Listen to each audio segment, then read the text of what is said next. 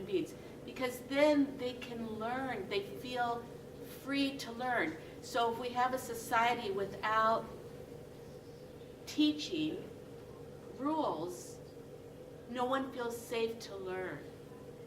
And then you can't get the whole thing about being a good human being because you feel threatened all the time. Amazing. Yeah, thank you. Yes, Very. we're going to see the. We're not. Isn't that cool? You just need a little patience because we're in the middle of an arc, which we're going to be closing in a moment. Because please remember, some of the polite people were also Nazis. I'm just. We're going to get there in a moment. So it's a. I'm not. This is a. There's an arc here of what is the. How do you use this arc positively? And where could this arc be destructive? But we're in the middle of an arc, so don't worry yet. Yes, So, in the examples of tefillin, mezuzot, and so forth, there seems to be a fudging of an implied link. So that a kid, for example, a kid says, why do we have a mezuzah on the door? Now, what do you say?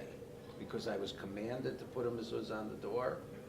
You know? no, Sefer HaChinuch says to you, No. here in East he says you have to understand. In other words, what the whole enterprise of Sefer HaChinuch is that it is conscious behavior, not unconscious behavior.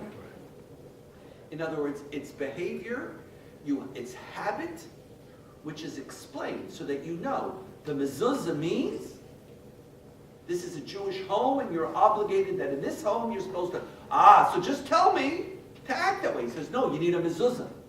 You need tefillin. You need What do you you need tell these them? reminders. What does it tell? What's the obligation in the Jewish home? See, that will depend. This is the difference between the Sefer HaChinuch and ours. That's what in other words, in the case, this is where we get to the challenge, and this is where we're coming, is that if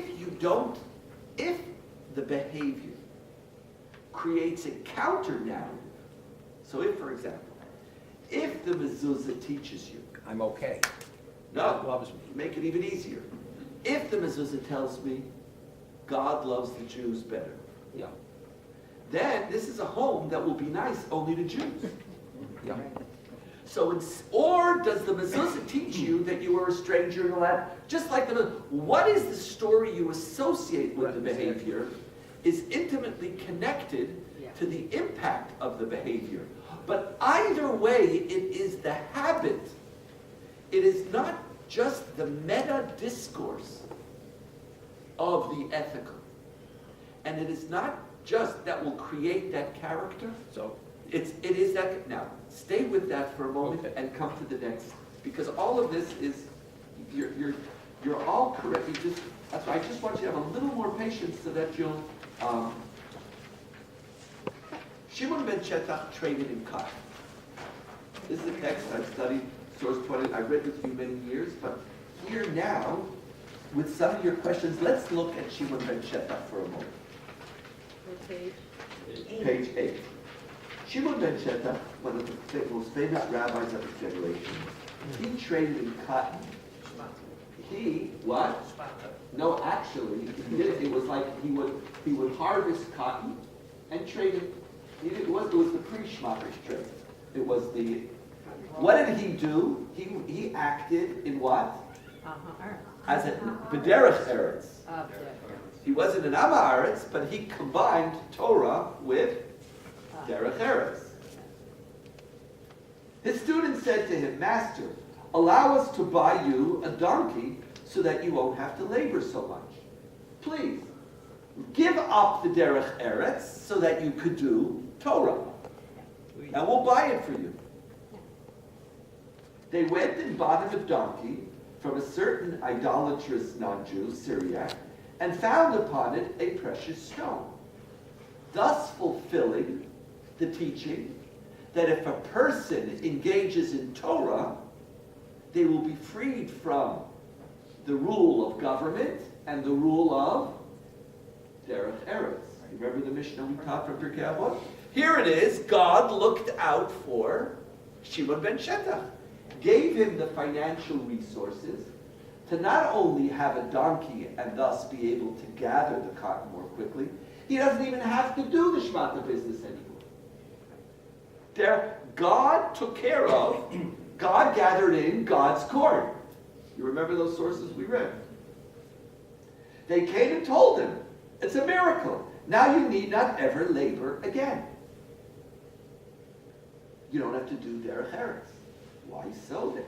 They replied, we bought you a donkey from a certain Syriac and found upon it a precious stone.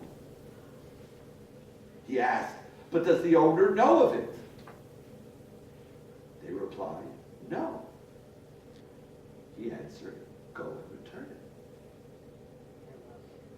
it. Here is one ending from a literary sense. This is the earliest version of the story. The next lines are 200-300 year later additions to the story. He says, I don't want to give up on my derech eretz because your taking of the stone is not Ethical. derech eretz. Of a different type. It's not ethical. You are, now what? So here it is, there is this non-Jew's precious stone that his students say, who took it from this non-Jew?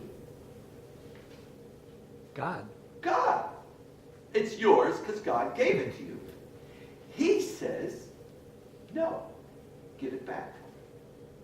Here comes the next stage in this relationship between habit, behavior, and derech eretz.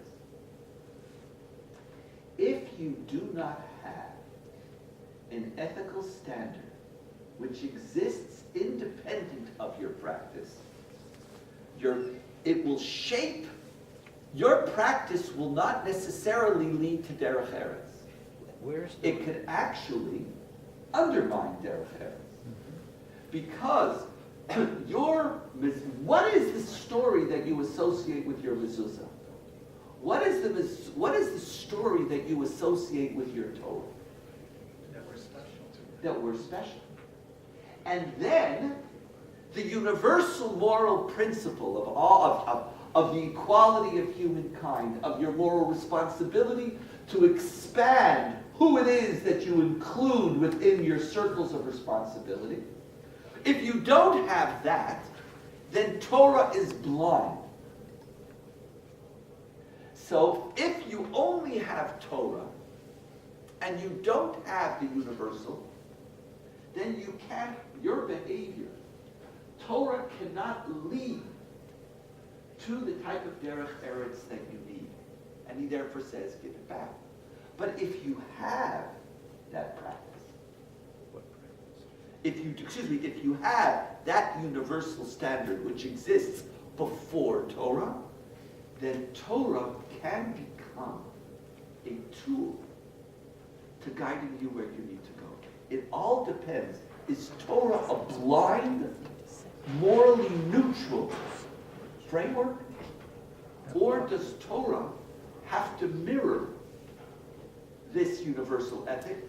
And when it mirrors that universal ethic, can it have a critical role in creating the type of character that we want?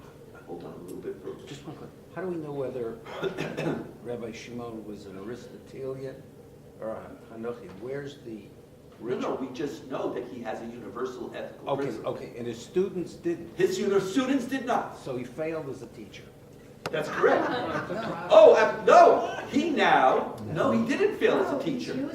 He taught them now. And this is the moment. Okay. Now, this is a great example. I'm not patient. This is a great example because what does he tell them to do? What does he not tell them? He doesn't say why. What is he doing? His habit. He's saying to them, go, give it back. And that's the end of the discourse. Right. He doesn't say anything. He doesn't talk to them. He says, here it was. This is part of the way in which you learn the ethical through derech eretz. Here it was. This moment came. They did not have, and through his behavior, he's trying to tell them, No explanation needed. No explanation needed. Right. Here it is, human being, their property, give back. Rabbi telling them, give back. He doesn't go into a theological discourse. He just says, give back. The later generations ask the question. They want to know, like, what went on here? He said no explanation necessary. He's actually acting very Aristotelian, but he is assuming the existence of a universal. The later generations don't want you. They're trying to teach you this idea. But did not Rabbi Chuna Bibi Bar Goslan say, quoting Rav, it was stated in the presence of Rabbi Yehuda the prince, even according to the view that stealing from a heathen is forbidden, appropriating his lost property is permitted. Jewish law does not require returning lost property to non-Jews. You're not allowed to steal their lost property, but if they lost it, losers, something keepers, Finders, keepers, losers. blinders, keepers, losers, weepers. I don't have a responsibility to return lost. If they lost it, I can benefit.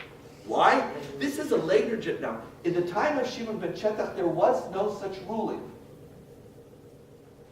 that the lost property of heathens should not be. So this is a later generation looking at its Torah and trying to figure out how this fits in with Shimon ben Shetach. So what's going on here? They then put into Shimon ben Shetach two statements. The first is, what do you think? Shimon ben Shetach is a barbarian? Now the term barbarian comes from the Greek barbarum. What is he saying?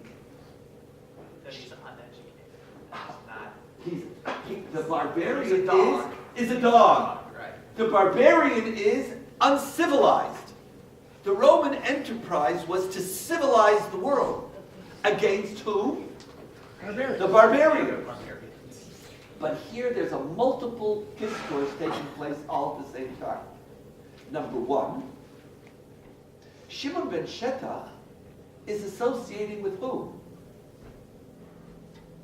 Who does Shimon ben Shetach say I am? When he says I'm not a barbarian, I'm a Roman. I am the civilized one. I am part of the civilized world. So number one, there is this embracing and there's this very ambivalent attitude of the rabbis towards the Romans. Shimon ben Shetach says, these are the civilized people. And he looks at his students and he says, your behavior, you're not civilized. Number two, by associating with the Romans, by saying, what do you think I'm a barbarian? He's not quoting Torah. He's quoting universal ethical principles. So he's explaining the habit. By telling them, giving it back, I'm trying to habitually train them. Who do you associate with? Your job is to behave like a civilized person. But to do so, you have to make sure that your religion doesn't undermine civility. And the only way it does not undermine civility is if you have a commitment to a universal principle which Torah has to serve, and not Torah defining those universal principles. Let me stop for a moment and now connect you back to, I know this is a little complicated, but let me connect you back to the 10 Commandments that I mentioned at the beginning of my presentation this morning. If Torah only commands commandments between God and humankind, between God and human beings, ethical is independent.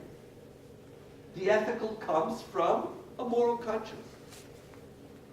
There still is a question of what's more important. But you have a moral responsibility to create a civilized universe, just like you have a religious responsibility to get from God what it is that God is supposed to give you through your ritual. By actually integrating the ethical into our system, we create a potential for destruction. Because by commanding the good, it is possible to believe that we define the good.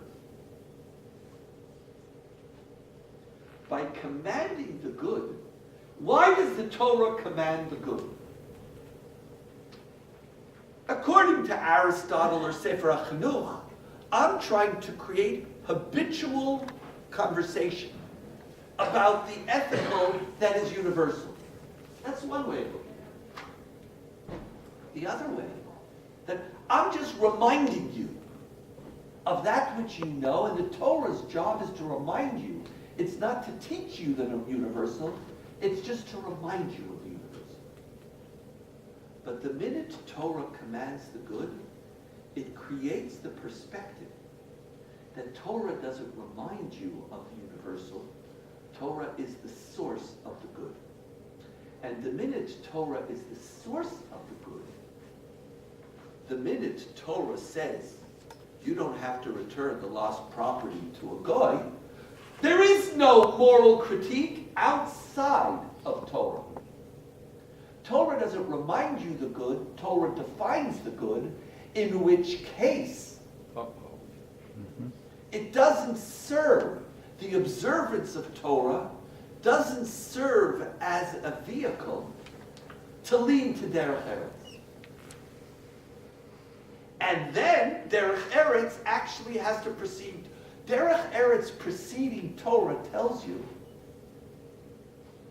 that without the universal beforehand, Torah could become a vehicle that undermines the derech eretz.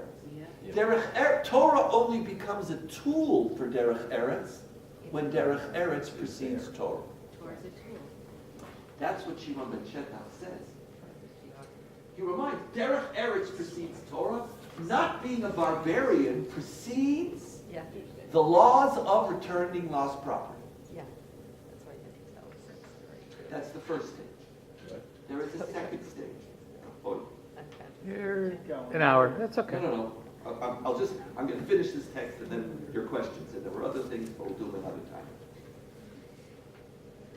Shimon ben Shetach preferred hearing the words, "Blessed be the God of the Jews," to all the riches of this world. That's the crown. That's the crown. Which crown? That's it. That expression. That's the bonus. Right. Now, That's- but this bonus needs to be analyzed. What does it mean that he prefers? They're explaining why Shimon ben Shetach said, "Give it back."